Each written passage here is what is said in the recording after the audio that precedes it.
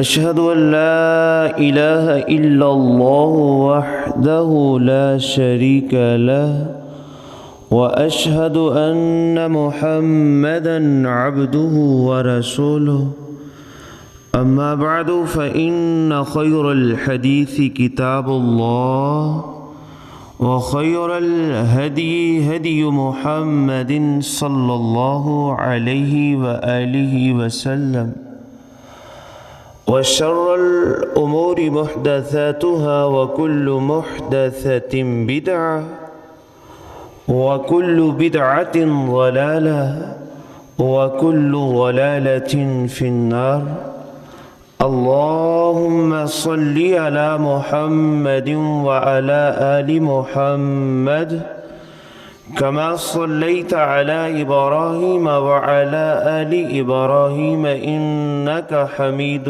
مجيد اللهم بارك على محمد وعلى آل محمد كما باركت على إبراهيم وعلى آل إبراهيم إنك حميد مجيد أما بعد فأعوذ بالله السميع العليم من الشيطان الرجيم من همزه ونفخه ونفثه بسم الله الرحمن الرحيم قال الله تعالى عز وجل في القرآن المجيد والفرقان الحميد والذين آمنوا أشد حبا لله أو كما قال الله تعالى في القرآن المجيد النبي أولى بالمؤمنين من أنفسهم أو كما قال النبي صلى الله عليه وآله وسلم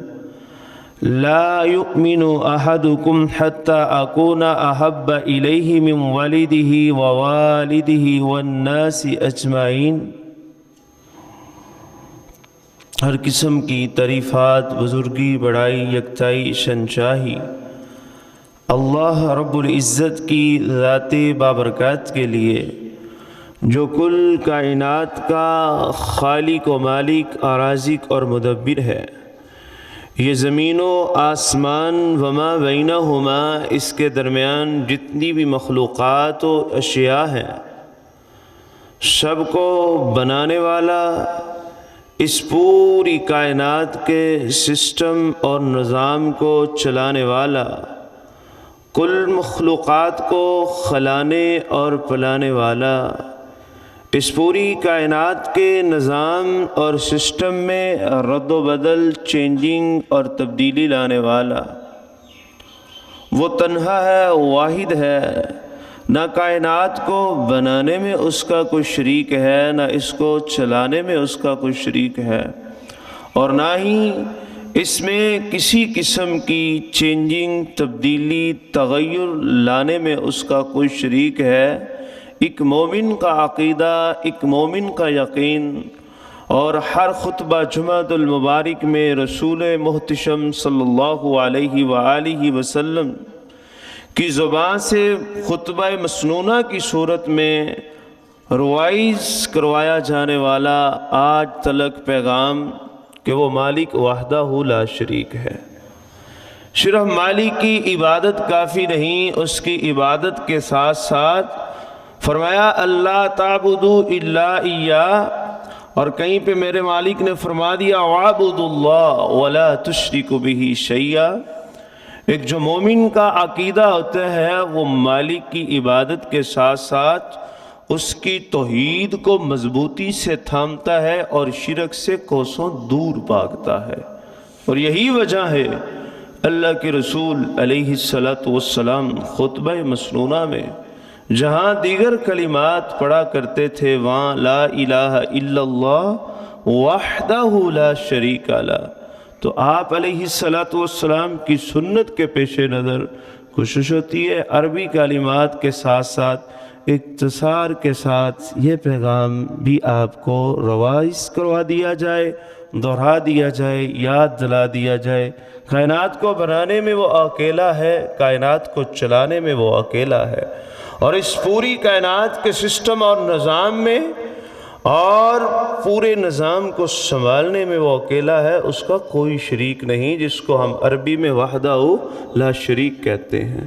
اور بے شمار درود السلام سید الاولین والآخرین جناب محمد الرسول اللہ صلی اللہ علیہ وآلہ وسلم کی ذات اقدس اطہر اعلیٰ بالا عرفہ و ذیشان اور منور و معطر کے لیے، جن کی بات سے خوبصورت کسی کی بات نہیں، اور جن سے بڑھ کے کوئی ہادی اور مربی اور معلم نہیں، اور جن کی سنت عمل طریقے سے بڑھ کے کسی کا طریقہ نہیں، اور دین میں ان کے طریقے سے ہٹ کے اپنایا گیا طریقہ اس کو بدعت میرے خود رسول محتشم صلی اللہ علیہ وسلم نے کہہ دیا، اور آپ کے طریقے کو چھوڑنا بدعت، اور بدعت کا انجام اللہ کی نار یعنی جہنم ہے۔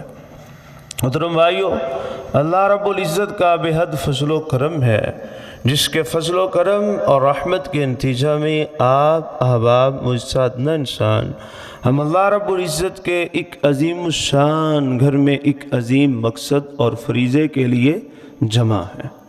تو آج جس موضوع کی طرف میں آپ کی توجہ مبذول کروانا چاہتا ہوں، کچھ گزارشات بفضل اللہ تعالی آپ سے کرنا چاہتا ہوں، وہ موضوع تو وہ ہے کہ جس موضوع کو میرے مالک بھی بیان فرماتے ہیں۔ قال اللہ تعالی عز وجل فی القرآن المجید والفرقان الحمید النبی اولا بالمؤمنین من انفسہم۔ یہ موضوع میرے مالک نے قرآن میں بیان فرما دیا، فرمایا رسول اللہ صلی اللہ علیہ وآلہ وسلم سے مومن اپنی جان سے بڑھ کے بھی محبت کرتا ہے۔ اللہ اکبر۔ گویا اس آیت کریمہ میں میرے اور آپ کے خالق و مالک رازق نے، اللہ عز و جل نے دو نکتے سمجھا دیے۔ ایک تو یہ بتا دیا کہ مومنوں، جو مومن ہوتا ہے نا، وہ نبی علیہ السلام سے محبت کرنے والا ہوتا ہے، ایک یہ پوائنٹ بتا دیا، اور ساتھ ہی اس پوائنٹ کا معیار بتا دیا، لیول بتا دیا، محبت کیسی کرتا ہے۔ فرمایا من انفسہم، اپنی جان سے بھی بڑھ کے محبت کرتا ہے۔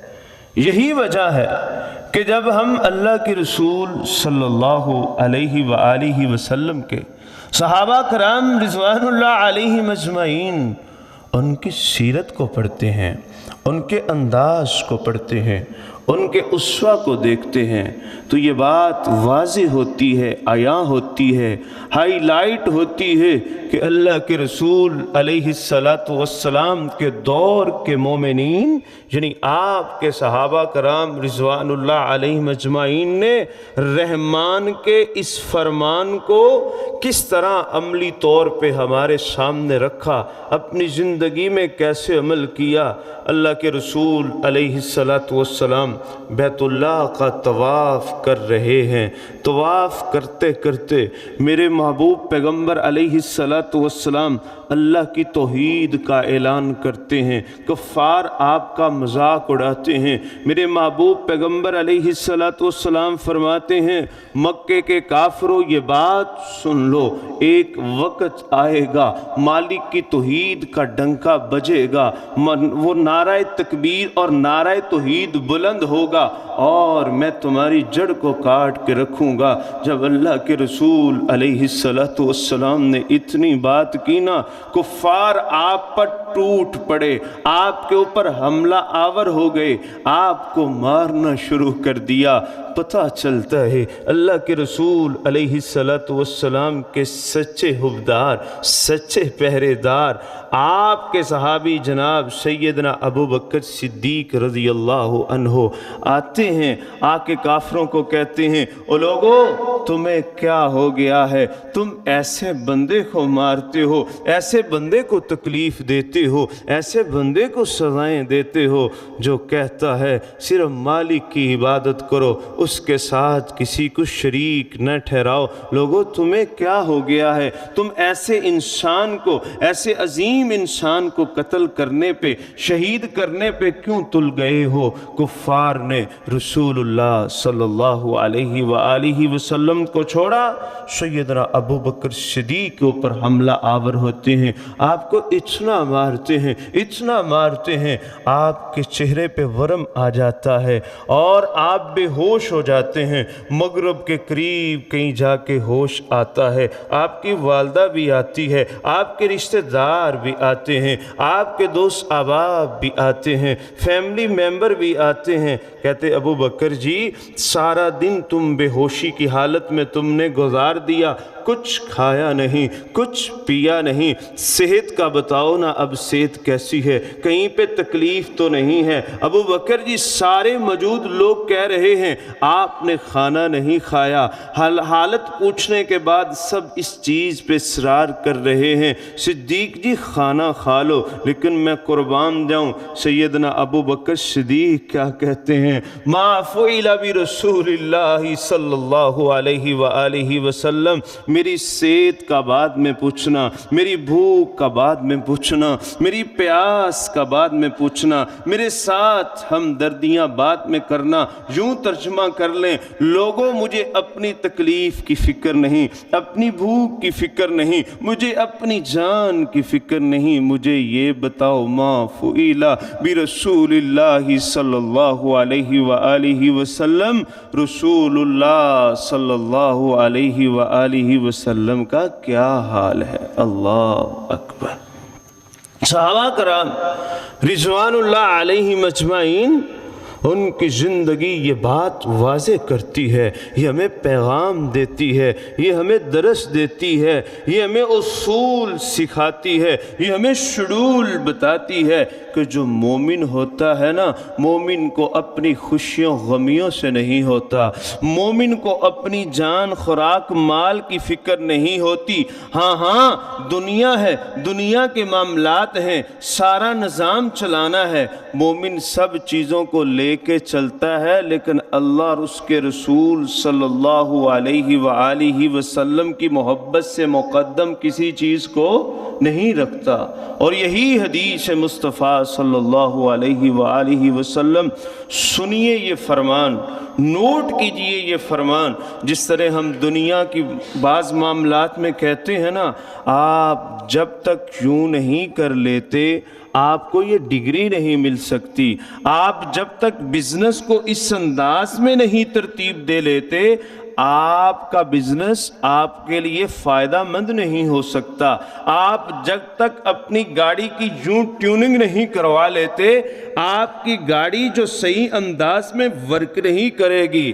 ایسے میرے محترم بھائیو، اللہ کے رسول صلی اللہ علیہ وآلہ وسلم نے فرمایا تم تب تک ایمان کی لذت، حلاوت اور مٹھاس نہیں پا سکتے۔ اللہ اکبر۔ ایمان کا دعویٰ تو سب کا ہے، میرا ہے، آپ کا ہے، اور ہر کلمہ گو مسلمان کا دعویٰ ہے میرا ایمان ہے اور میرا ایمان بہت اچھا ہے، یعنی ہر کلمہ گو کا دعویٰ ہے کہ میرے پاس کمپلیٹ مکمل ایمان ہے، میں نے درست اور اصل ایمان حاصل کر لیا ہے۔ لیکن میرے آپ کے محبوب پیغمبر جناب محمد الرسول اللہ صلی اللہ علیہ وآلہ وسلم نے فرما دیا تم تب تک ڈیپ فیتھ حاصل نہیں کر سکتے، ایمان کی گہرائی میں نہیں جا سکتے، ایمان کی لذت اور مٹھاس نہیں حاصل کر لیتے۔ کب تک؟ فرمایا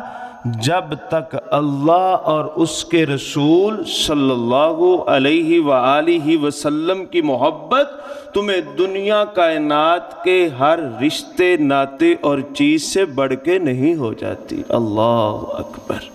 ایک بات، اور دوسری فرمایا جب تک تو جس سے بھی محبت کرے صرف اللہ کی رضا کے لیے کرے۔ اللہ اکبر۔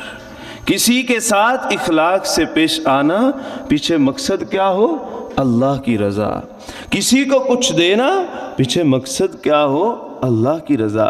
کسی کے ساتھ دو میٹھے بول بولنا، اپنا ذاتی مفاد نہ ہو، ذاتی پیچھے کوئی بھی بیک پہ ایسی چیز نہ ہو، صرف مقصد یہ ہو میں اس کو اچھے انداز میں ڈیل کر رہا ہوں تو مقصد ہو میرا اللہ راضی ہو جائے، اچھے انداز میں پیش آ رہا ہوں مقصد ہو میرا اللہ راضی ہو جائے۔ فرمایا جب تم کسی سے محبت کرو تو کس کی رضا کے لیے محبت کرو؟ اللہ کی رضا کے لیے۔ اور فرمایا تیسری بات یہ ہے کہ تمہیں کفر کی طرف لوٹنا ایسے ہی ہو جیسے ایک بندے کو آگ میں پھینکا جا رہا ہو، اور اس کو جیسے آگ میں پھینکا جانا اور آگ میں جلنے کا غم، دکھ اور ڈر ہوتا ہے، فرمایا کفر کی طرف لوٹنا تمہیں اتنا ہی خدشے والا ہو، تمہیں اتنا ہی ڈر ہو۔ اب ہم کہیں گے ہم تو الحمدللہ مسلمان ہیں، ہم تو کفر کا سوچ بھی نہیں سکتے، لیکن ہاں بھائی اس حدیث سے استدلال کرتے یہ بات ذہن میں رکھیں، اللہ ہم سب کی حفاظت فرمائے، اللہ ہم سب کا خاتمہ خیر کرے اور خاتمہ بالایمان بالاسلام کرے۔ لیکن ہمیں پتہ اس حدیث کا یہ ٹکڑا کیا پیغام دے رہا ہے؟ ہم ہمیشہ زندگی اسلام کے اصولوں کے مطابق کریں، کفار کی مشابہت سے بچیں اور کفار کے طریقوں سے بچیں، کفار کی محبت سے بچیں اور تمام ان اعمال و افعال سے بچیں جن کا تعلق اسلام سے دوری پہ مبنی ہے، یعنی اسلام کے مطابق زندگی گزارنا ہمیں محبوب ہو اور کفر کے طریقوں کے بارے میں ہمارے دل میں نفرت موجود ہو۔ اللہ اکبر۔ تو رسول اللہ صلی اللہ علیہ وآلہ وسلم نے فرمایا وہی ایمان کی مٹھاس حاصل کرے گا جو بندہ یہ تین کام کرے گا۔ اور قال النبی صلی اللہ علیہ وآلہ وسلم، فرمایا لا یؤمن احدکم حتی اکون احب الیہ من والدہ ووالدہ والناس اجمعین، فرمایا تم میں سے کوئی بندہ اس وقت تک کامل ایمان والا ہو ہی نہیں سکتا، مومن ہو ہی نہیں سکتا جب تک اللہ کے رسول صلی اللہ علیہ وآلہ وسلم سے وہ اپنے والد، اپنی اولاد، والناس اجمعین، سب لوگوں سے، اب سب لوگوں میں سب ہی آ گئے، رشتہ دار بھی آ گئے، دوست احباب بھی آ گئے ہیں، اور خوشی غمی کے موقعوں پہ سپورٹ کرنے والے لوگ بھی آ گئے، اور پارٹنرشپ میں کرنے والے پارٹنر بھی آ گئے۔ واللہ العظیم میں نے اس حدیث پہ غور کیا نا تو بڑے اسباق ملے۔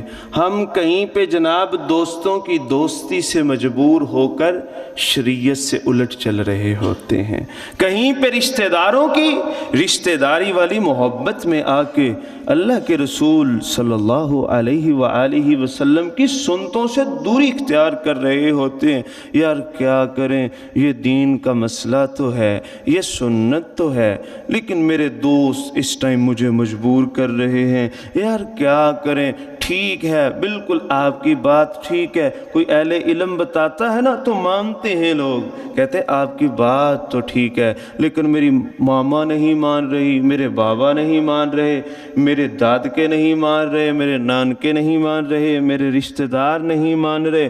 کہیں پہ کہتا ہے آپ کی بات تو ٹھیک ہے لیکن ان لوگوں کے میرے اوپر بڑے احسانات ہیں، بس وہ میرے دوست نہیں مان رہے۔ تو میرے محبوب پیغمبر علیہ السلام نے اپنے اس فرمان عظیم میں واضح کر دیا کہ اگر تم کامل ایمان والے بننا چاہتے ہو، 100% تم مسلمان بننا چاہتے ہو، تو پھر تمہیں اپنے والد، اپنی اولاد اور تمام لوگوں سے بڑھ کے کون ہونے چاہیے؟ جناب محمد الرسول اللہ صلی اللہ علیہ وآلہ وسلم کی ذات گرامی اور آپ کی بات گرامی ہونی چاہیے، کوئی چیز بڑھ کے نہیں ہونی چاہیے۔ اور دیکھیے نبی علیہ السلام ہیں، جیش الاسرہ کا معاملہ ہے، آپ اعلان کرتے ہیں اپنا اپنا مال لایا جائے، اپنا اپنا مال جمع کروایا جائے۔ تو سیدنا عمر فاروق، بڑا مشہور واقعہ آپ سنتے رہتے ہیں، رضی اللہ عنہ اپنے گھر کا آدھا مال اٹھا کے لے آتے ہیں۔ ذہن میں خواہش کیا ہے، ذہن میں مقابلہ کیا ہے؟ تمنا کیا ہے؟ کہتے ہیں ہر معاملے میں ابو بکر صدیق رضی اللہ عنہ آگے نکل جاتے ہیں۔ آج میں دیکھتا ہوں صدیق کیسے آگے نکلتے ہیں۔ ایک تو اس میں سبق یہ بھی دیکھیے، ایک سبق یہ بھی نوٹ کریے، جو مومن ہوتے ہیں نا، جو مسلمان ہوتے ہیں، وہ جیسے ہم دنیا کے معاملات میں ذرا اچھی کوشش کرتے ہیں نا، مومن عبادت میں ذرا ایک دوسرے سے آگے نکلنے کی کوشش کرتا ہے۔ اللہ اکبر۔ فرمایا ابو بکر صدیق ہر معاملے میں میرے سے آگے نکلتے ہیں۔ آج میں نے گھر کا آدھا مال ہی اٹھا کے لے جانا ہے، آدھا بس گھر رکھنا ہے، آدھا مال میں نے اٹھا کے لے کے جانا ہے تاکہ صدیق سے آج میں آگے نکل سکوں۔ اس صدقہ کے معاملے میں یہ مومنوں کے لیے، اسلام کے لیے جو مال لوٹانے کا معاملہ ہے، آج میں آدھا مال لے کے جاؤں گا، صدیق سے میں آگے نکل جاؤں گا، آدھا مال لے کے چلے جاتے ہیں۔ اتنے میں جناب سیدنا ابو بکر صدیق رضی اللہ عنہ آتے ہیں، اپنے گھر کا سارا مال و متاع اٹھا کے لے آتے ہیں۔ اللہ کے رسول صلی اللہ علیہ وآلہ وسلم، اب استاذ کو پتہ ہوتا ہے نا کس شاگرد کی کیا کارکردگی ہوگی، کون سا شاگرد اس معاملے میں کس نمبر پہ آئے گا، کیا وہ کارکردگی دکھائے گا، کیا اس کی آؤٹ پٹ ہوگی۔ تو اللہ کے رسول صلی اللہ علیہ وآلہ وسلم پوچھتے ہیں ابو بکر یہ اتنا سارا مال تم جمع کر کے لے آئے ہو، صدیق مجھے یہ تو بتاؤ کچھ گھر بھی چھوڑا ہے کہ نہیں چھوڑا؟ اللہ اکبر۔ تو جو سیدنا ابو بکر صدیق رضی اللہ عنہ نے جملہ بولا نا، اس میں میری اور آپ کی تربیت کر دی، مجھے اور آپ کو محبت رسول صلی اللہ علیہ وسلم کے سنہری اصول سکھا کے رکھ دیے۔ محبوب پوچھتے ہیں ابو بکر کچھ گھر بھی چھوڑا ہے کہ نہیں چھوڑا؟ تو جواب پتہ کیا دیتے ہیں؟ محبوب گھر میں اللہ اور اس کے رسول صلی اللہ علیہ وسلم کی محبت چھوڑ کے آیا ہوں۔ اللہ اکبر۔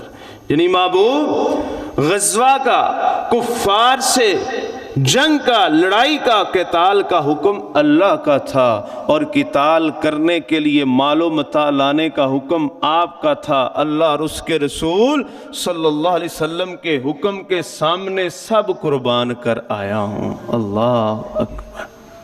یہ تھی صحابہ کرام رضوان اللہ علیہم اجمعین کی محبت اللہ کے رسول صلی اللہ علیہ وسلم کی ذات سے اور آپ کی بات سے۔ اللہ اکبر۔ اور سیدنا عمر فاروق رضی اللہ عنہ وہ فیصلہ کروانے آئے نا، ایک نام نہاد مسلمان تھا، نام نہاد کلمہ گو تھا، ایک جناب یہودی تھا۔ رسول اللہ صلی اللہ علیہ وآلہ وسلم کے پاس اپنا مقدمہ لے کے جاتے ہیں۔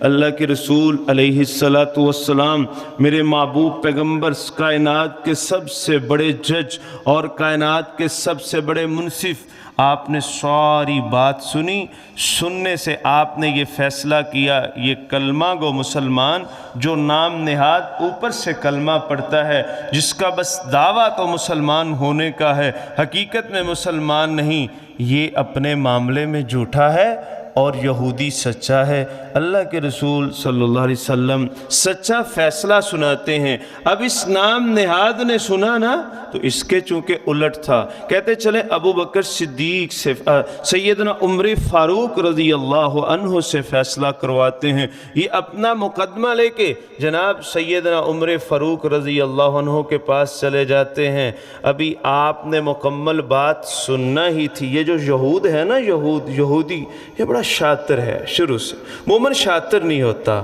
مومن بڑا ذہین تو ہوتا ہے، مومن عقل سلیم کا مالک تو ہوتا ہے، مومن ذہین فتین تو ہوتا ہے، مومن سمجھدار تو ہوتا ہے، مومن شاطر نہیں ہوتا۔ مومن ایک بھولا بالا ہوتا ہے، لیکن ایسا بھی بھولا بالا نہیں کہ کچھ شعور ہی نہ ہو، بس درویش اور ملنگ لیکن مومن کے اندر وہ دوسری پھرتیاں اور چلاکیاں اور شیطانگی نہیں ہوتی۔ تو یہ یہودی شروع سے بڑے شاطر ہیں۔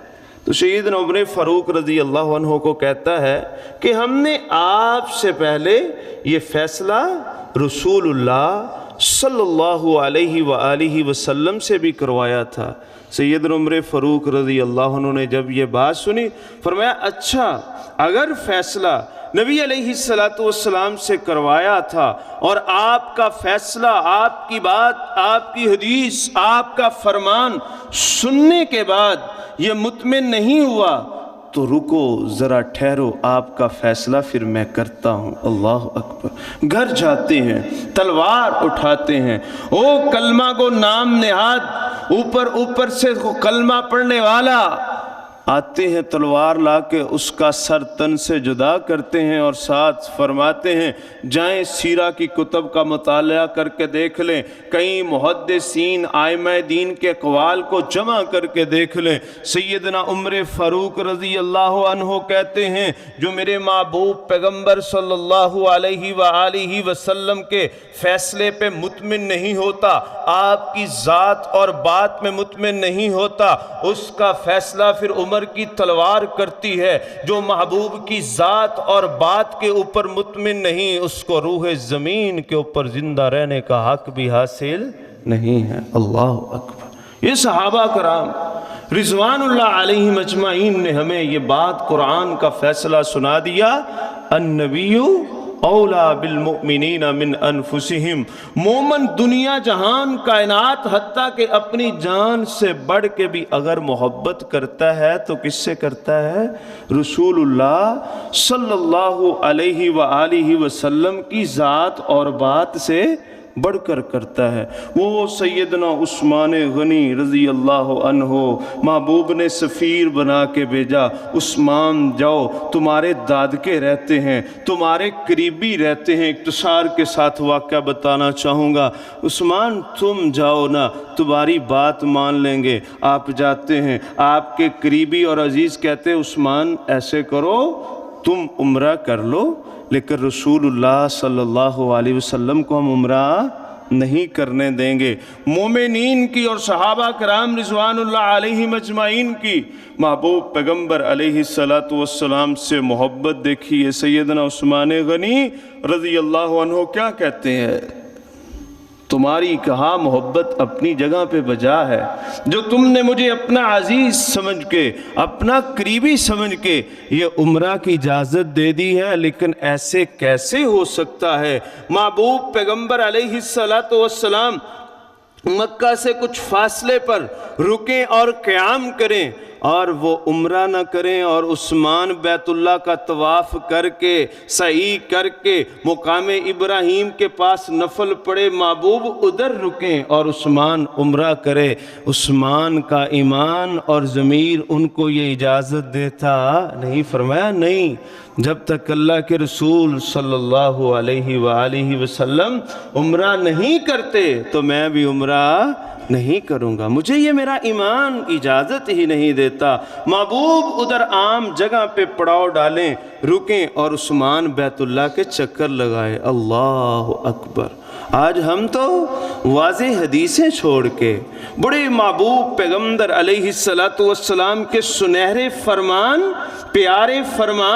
پیارے رسول کے پیارے طریقے، اسوۃ حسنہ کو چھوڑ کے ہم تو واللہ العظیم اتنے بسا اوقات، میری مراد وہ لوگ جو ان کاموں میں شامل ہیں، آپ تو عظیم لوگ ہیں نا، واللہ العظیم آج تو امت کے لوگ سنت کو چھوڑ کے جیب سے پیسہ لگا کے اتنے غلیظ کاموں میں امت لگ چکی ہے کہ بسا اوقات ان کاموں کو دیکھ کے انسان کو وسواس بھی آتا ہے، انسان کو غیرت بھی یاد آتی ہے، اور انسان ایک اچھا بھلا اور سنت کا پابند انسان یہ بات سوچنے پہ مجبور ہو جاتا ہے اور افسوس کا اظہار کرتا ہے کہ اتنے برے کام اور امت محمدیہ کے لوگ اور کلمہ گو لوگ، کلمہ پڑھنے والے لوگ اور پیسہ لگا کے سنت کی دھجیاں اڑائی جاتی ہیں۔ میرے عثمان کہتے ہیں اگر اللہ کے رسول صلی اللہ علیہ وسلم ادھر رکے ہیں تو میں بھی بیت اللہ کے ارد گرد چکر لگانے کو تیار.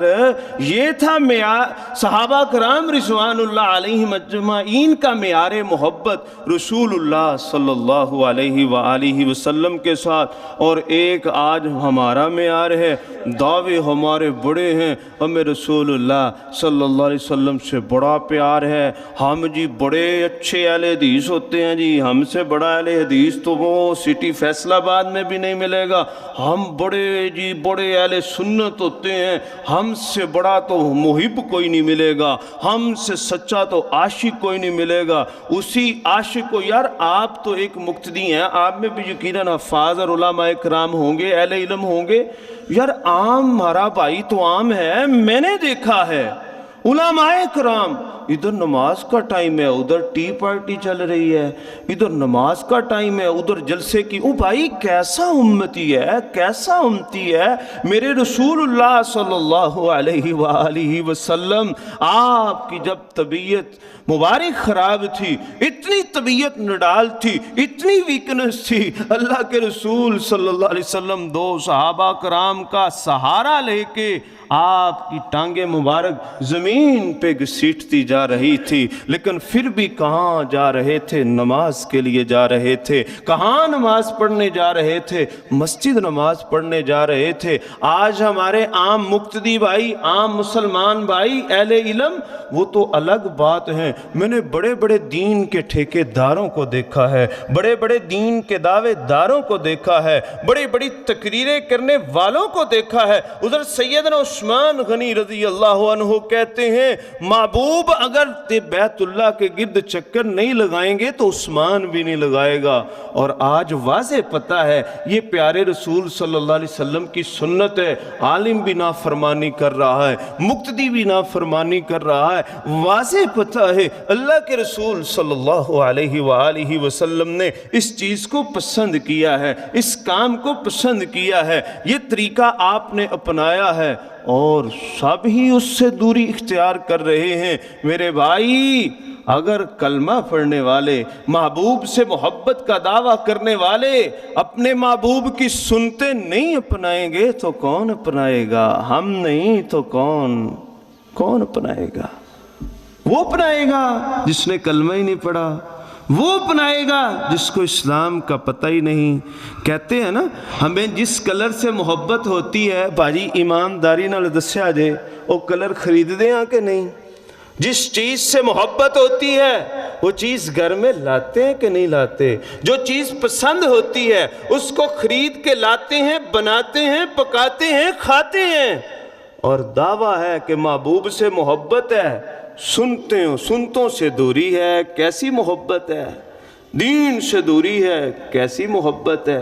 او بھائی جس چیز سے محبت ہوتی ہے وہ چیز کو سینے سے لگایا جاتا ہے، اس چیز کو جسم پہ سجایا جاتا ہے، وہ چیز گھر میں بھی لائی جاتی ہے، وہ چیزیں پہنی بھی جاتی ہیں، وہ چیزیں استعمال بھی کی جاتی ہیں، وہ چیزیں لائی بھی جاتی ہیں، پکائی بھی جاتی ہیں، کھائی بھی جاتی ہیں. اور رسول اللہ صلی اللہ علیہ وآلہ وسلم کا کلمہ پڑھ کے، آپ سے محبت کے دعوے کر کے، آپ کے اسوہ سے اگر ہم کوسوں دور ہیں تو لمحہ فکریہ ہے. ہمارے لیل و نہار سنت کے مطابق ہونے چاہیے. دن رات کے سونے کے شیڈول، جاگنے کے شیڈول، چلنے کے شیڈول، سوچنے کے شیڈول، اعمال، گفتار، کردار، اخلاق سب سنت کے مطابق ہونا چاہیے. اللہ اکبر. تو آگے بڑھیے. صحابہ کرام رضوان اللہ علیہم اجمعین نے ہمیں کیسے سکھایا ہے، کیسا معیار بتایا ہے، کتنا وہ سنت کا وہ پریکٹیکل ہمارے سامنے رکھا ہے.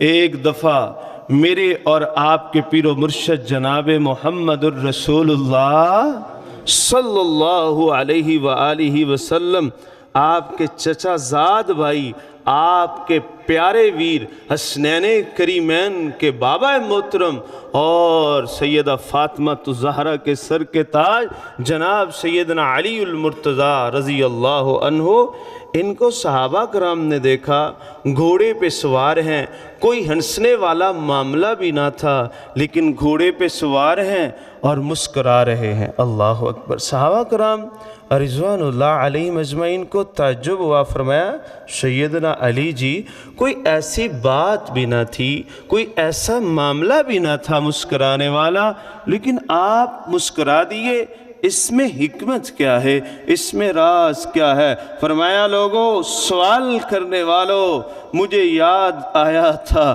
اللہ کے رسول صلی اللہ علیہ وآلہ وسلم ایک دفعہ گھوڑے پہ سوار تھے، آپ مسکرا رہے تھے، میں نے آپ کی یاد میں، آپ کی محبت میں، آپ کے طریقہ، آپ کی سنت پہ عمل کرتے ہوئے یوں ہی مسکرا دیا۔ اللہ اکبر۔ یہ صحابہ کرام رضوان اللہ علیہم اجمعین نے ہمیں بتایا ہے محبت کس کا نام ہوتا ہے۔ محبوب پیغمبر صلی اللہ علیہ وسلم کے اسوہ ذات باز سے محبت کا انداز کیا ہوتا ہے، معیار کیا ہوتا ہے؟ معیار یہ ان کے علم میں تھا نا، اور یاد آیا نا کہ محبوب ایک دفعہ، ذرا بات سمجھنا، محبوب ایک دفعہ گھوڑے پہ سوار تھے اور ہنس رہے تھے، علم میں بات تھی، جب یاد آئی کیا کیا؟ عمل کیا، ہمیں بتا دیا، ہمیں سکھا دیا۔ مومن وہ ہوتا ہے، محبوب سے پیار کرنے والا وہ ہوتا ہے، حدیث جب علم میں آ جائے وہ عمل میں لایا کرتے ہیں، محبوب کا انداز اپنایا کرتے ہیں، آپ کی سنتیں جسم پہ بھی سجایا کرتے ہیں، گھر کو سنتوں سے سجایا کرتے ہیں، کاروبار کو سنت کے مطابق چلایا کرتے ہیں، پوری زندگی کے لین دین اور معاملات سنت کے مطابق ڈھالا کرتے ہیں۔ اللہ اکبر۔ مومن ایسا نہیں ہوتا سنت کو پشے پست ڈال دے، سنت کا علم ہونے کے باوجود اپنی من مانی اور مرضی کرتا پھرے۔ سیدنا انس رضی اللہ عنہ، ان سے ابراہیم بن ابی ابلا رحمہ اللہ ایک سوال کرتے ہیں، سنیے ذرا ایک محبت کا اگلا معاملہ بھی جس میں امت کے اکثر لوگ غلطی کا شکار ہیں۔ ان سے سیدنا انس صحابی ہیں رضی اللہ عنہ، ان سے ابراہیم بن ابی ابلا نامی رحمہ اللہ سوال کرتے ہیں، انس جی مجھے بتاؤ وضو کیسے کرنا چاہیے؟ اللہ اکبر۔ سیدنا انس رضی اللہ عنہ نے بہت غصہ کیا۔ اب ابن ابلا رحمہ اللہ کہتے، انس جی میں نے آپ سے سوال وضو کا کیا تھا اور آپ نے غصہ کر لیا، میں نے ایک عبادت کا جو حصہ اور جز ہے وضو، اسی کے بارے میں ہی تو پوچھا ہے، میں نے کوئی ایسی بات تو آپ سے نہیں کی جس پہ آپ غصہ کریں۔ تو جانتے ہو سیدنا انس رضی اللہ عنہ کا کیا جواب تھا؟ فرمایا ابراہیم جی میں نے غصہ وضو پوچھنے پہ نہیں کیا، میں نے آپ سے اس لیے غصہ کیا ہے، آپ نے مجھے یہ کہا ہے انس مجھے وضو کا طریقہ بتائیں، آپ نے یہ کہنے کی بجائے یوں کیوں نہیں کہا انس مجھے وہ وضو کا طریقہ بتاؤ جو طریقہ رسول اللہ صلی اللہ علیہ وآلہ وسلم کا تھا۔ آج اگر امت کے لوگوں کو اس مسئلے کی سمجھ آ جائے، کتنی ہی لڑائیاں ختم ہو جائیں گی، کتنی سنت سے دوریاں ختم ہو جائیں گی، سنت سے بے وفائیاں ختم ہو جائیں گی۔ آج کے مسلمان کو کہتے ہیں خوشی اور غمی کے معاملات میں بھائی آپ یوں نہ کرو، یہ رسول اللہ صلی اللہ علیہ وسلم نے نہیں کیا، آپ سے یہ طریقہ ملتا نہیں، نبی علیہ السلام سے یہ خوشی اور غمی کے معاملات میں یہ بات ثابت نہیں، جس کو تم اعلان بھی کرواتے ہو، لوگوں کو پیغام بھی دیتے ہو، جس کے اوپر بڑے خرچے بھی کرتے ہو، بڑے اہتمام بھی کرتے ہو، تو آگے سے وائے ناکامی وہ جواب دیتا ہے مجھے بتائیں اس میں غلط کیا ہے، اس میں غلط کیا ہے؟ تو ان بھائیوں کو یہ پیغام دیں۔ سیدنا انس رضی اللہ عنہ نے کہا تھا تو نے مجھے یہ کیوں پوچھا ہے کہ وضو بتاؤ، تو نے یہ کیوں نہیں پوچھا کہ وہ وضو بتاؤ جس طرح رسول اللہ صلی اللہ علیہ وآلہ وسلم وضو کیا کرتے تھے۔ اگر آج آپ لوگ، ہم علماء کرام سے سوال کرنے والے، ہمارے پیچھے جمعے پڑھنے والے، ہم سے دین کی باتیں سیکھ کے عمل کرنے والے، آپ ہمارے عظیم بھائی آج کے بعد سیدنا انس رضی اللہ عنہ کے اس سنت پہ عمل کرنا شروع کر دو گے، اللہ کی قسم ساری بدعتیں ختم ہو جائیں گی اور سنت عام ہو جائے گی۔ سوال کریں علماء کرام سے، یہ نہ کہیں مولانا یہ بتاؤ نماز میں نے کیسے پڑھنی ہے، مولانا یہ بتاؤ میں نے صدقہ کیسے کرنا ہے، مولانا مجھے بتاؤ میں نے اذان کیسے دینی ہے۔ بھائی آپ مسٹیک پہ ہیں، آئندہ اپنی غلطی دور کریں۔ اگر رسول اللہ صلی اللہ علیہ وآلہ وسلم سے سچی محبت ہے نا، تو جس سے آپ کو محبت ہے نا، مولوی صاحب کو سوال کریں مولانا مجھے نماز وہ بتائیں جو رسول اللہ صلی اللہ علیہ وسلم سے ثابت ہے، جیسے آپ نے پڑھی، پیچھے صحابہ کرام نے پڑھی، آپ نے اپنے صحابہ کرام رضوان اللہ علیہم اجمعین کو مولوی صاحب مجھے آج بتاؤ نا مکہ میں اذان رسول اللہ کے دور میں کہاں سے شروع ہوتی تھی، کیسے شروع ہوتی تھی، مدینہ میں مسجد نبوی میں اللہ کے رسول صلی اللہ علیہ وسلم کی اذان کیسی تھی۔ مولانا کو کہو مولانا ہمیں تو اس محبوب پیغمبر کے طریقے بتاؤ جس کے ہم امتی ہیں، جن کا ہم نے کلمہ پڑھا ہے، جن سے ہمیں محبت ہے۔ ہمیں صرف دین اپنی مرضی کا نہ بتاؤ بلکہ وہ دین بتاؤ جو اللہ کے رسول صلی اللہ علیہ وآلہ وسلم نے پہنچایا ہے، جو دین اپنی امت تک کو بتایا ہے۔ اور ایک اگلی بات بھی، یعنی آپ سے محبت ہے تو آپ کی سنتوں کو اپنایا جائے۔ میں نے پہلی اپنے گفتگو کے حصے میں یہ آپ سے عرض کیا، اگلا یہ عرض کیا کہ اگر آپ کو مجھے اللہ کے رسول صلی اللہ علیہ وسلم سے محبت ہے نا، پھر بس عبادت کرنا کافی نہیں، اور جن سے محبت ہے ان کے طریقے کے مطابق عبادت کریں۔ اور اگلی بات، جب آپ کا طریقہ آ جائے پھر اس میں کوئی کسی قسم کے چونکے چنانچے قیاس آرائی کرنے کی اجازت نہیں ہے۔ اللہ اکبر۔ تمتع پہ، حج تمتع پہ آ کے وہ بحث شروع ہوتی ہے۔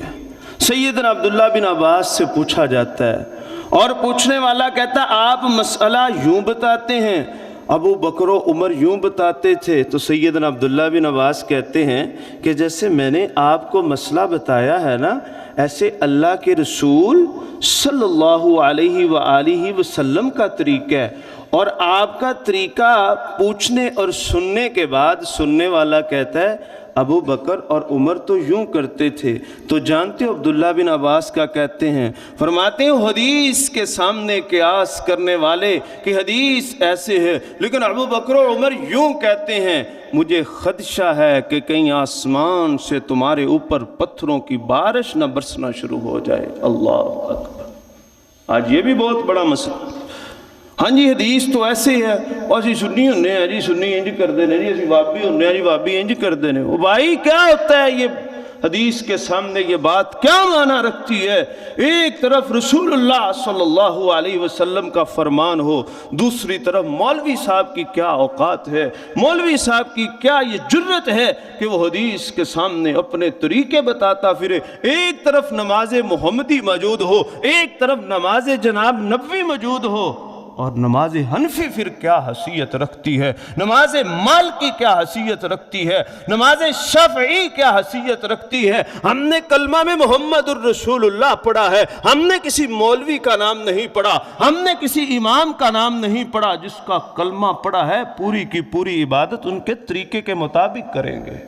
اور حدیث کے ہوتے ہوئے کائنات اللہ کی مخلوق اور اللہ کے بندوں، بلکہ تمام انبیاء کرام میں بھی سب سے بڑھ کے کن کا مقام ہے؟ محمد رسول اللہ صلی اللہ علیہ وسلم، ان کی حدیث آ جانے کے بعد کسی نتھو پھتو یا کوئی بڑے سے بڑا بھی کائنات کا امام اٹھ کے آ جائے، اللہ کی قسم قرآن و حدیث آپ سنتے رہتے ہیں، پڑھتے رہتے ہیں، اور رسول اللہ صلی اللہ علیہ وسلم کی بات کے سامنے تو کسی نبی کی بات کی بھی کوئی حیثیت نہیں ہوتی۔ اللہ اکبر۔ امت محمدیہ کے لیے رسول اللہ صلی اللہ علیہ وآلہ وسلم کا فرمان آنے کے بعد کسی نبی کا بھی صحیح دلیل سے بھی کوئی فرمان آ جائے تو عمل کے وہ لائق نہیں ہوتا، اس پہ ہمارا یقین ہوگا، اس پہ ہمارا ایمان ہوگا۔ ہر نبی اور اس کی کتاب، اس کی بات، اس کے فرمان کو ہم ادب سے دیکھیں گے، ادب سے لیں گے، لیکن عمل کر سکتے نہیں تو کتنی ناکامی ہے۔